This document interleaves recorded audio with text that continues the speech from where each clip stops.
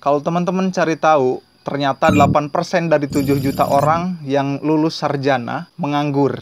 Bagi teman-teman yang sekarang menjadi mahasiswa, hindari 4 hal ini supaya teman-teman menjadi sarjana yang berkualitas.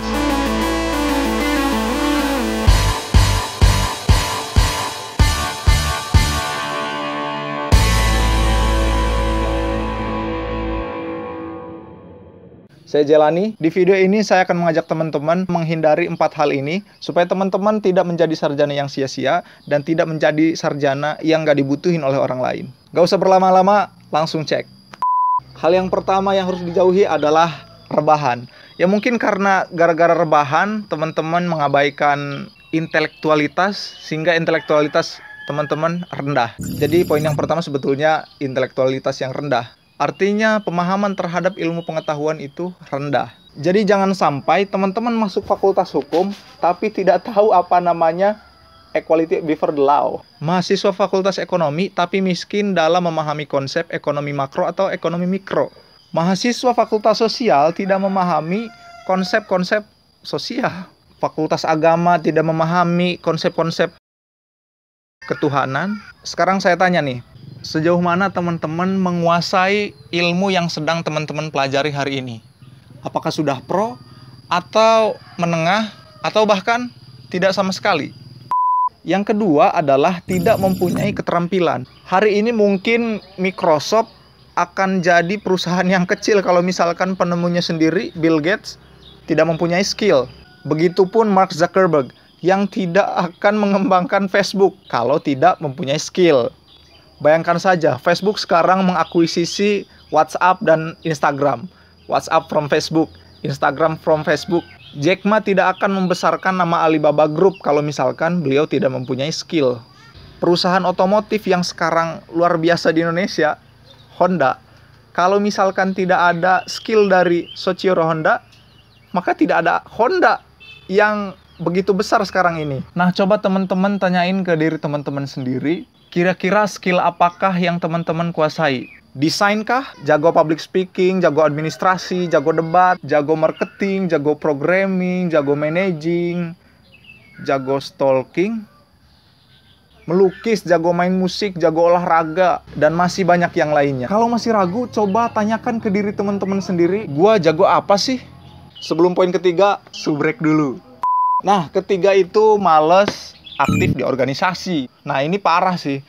Kuliah kan bukan hanya nongkrong di kelas, nongkrongin MK, masih ada aktivitas-aktivitas yang lain di luar kehidupan di kelas gitu. Salah satunya adalah organisasi. Bayangin aja nih, kalau teman-teman yang lain mungkin sudah mendirikan organisasi, menjadi ketua umumnya, kemudian menjadi sekretaris, bendahara, punya kenalan banyak, kenalan lembaga perusahaan besar, mungkin punya kenalan dengan lembaga-lembaga pemerintah. Lah, teman-teman sendiri masih rebahan karena nggak punya aktivitas di luar, di organisasi. Males. Organisasi itu kan menyediakan sesuatu yang unik yang belum tentu teman-teman dapatkan dari ruang kelas. Nih, saya kasih tahu, ada 9.999 manfaat kalau teman-teman masuk organisasi. Ini serius loh, saya sendiri yang merasakannya. Organisasi kemahasiswaan kan banyak, organisasi internal kampus, contohnya kayak himpunan mahasiswa jurusan, dewan eksekutif mahasiswa, senat mahasiswa, unit kegiatan mahasiswa. Ada lagi organisasi yang luar biasa, saya suka banget, organisasi eksternal. Ada himpunan mahasiswa Islam, pergerakan mahasiswa Islam Indonesia, gerakan mahasiswa nasional Indonesia, ada gerakan mahasiswa Kristen Indonesia, kesatuan aksi mahasiswa Muslim Indonesia, ikatan mahasiswa Muhammadiyah. Ada organisasi primordial, contohnya himpunan mahasiswa Banten, ada himpunan mahasiswa untuk Jawa Barat atau Jawa Tengah, Lampung, segala macem. Ada lagi organisasi khusus profesi, budaya, sosial, politik, dan masih banyak yang lain. Kalau teman-teman punya organisasi yang belum saya sebut, silahkan komen di bawah ya. Ingat, aktivis kampus tidak terlahir dari 50% kehidupan mahasiswanya yang cuma rebahan di kosan. Yang terakhir, yang keempat, malas untuk mengejar prestasi. Kalau misalkan teman-teman nih, nggak punya prestasi di zaman yang 4.0 ini, teman-teman saya jamin pasti akan menjadi sarjana yang tidak dibutuhkan oleh orang lain, tidak dibutuhkan oleh masyarakat. Sarjana yang biasa-biasa saja, miris ya. Tapi stop dulu. Kalau misalkan teman-teman menganggap prestasi itu yang harus tinggi, yang harus wah gitu.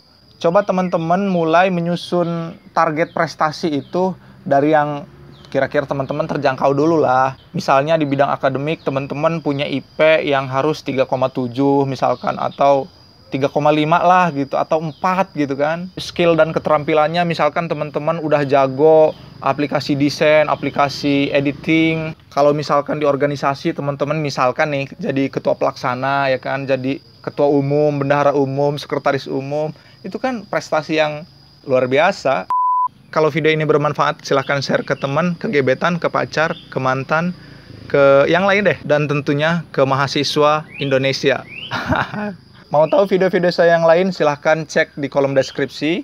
Siapa saya? Silahkan cari tahu di kolom deskripsi. Saya ucapkan terima kasih kepada teman-teman yang sudah nonton sampai selesai. Jangan lupa klik subscribe untuk mendukung channel ini. Semangat terus mahasiswa Indonesia. Saya Jelani. Bye.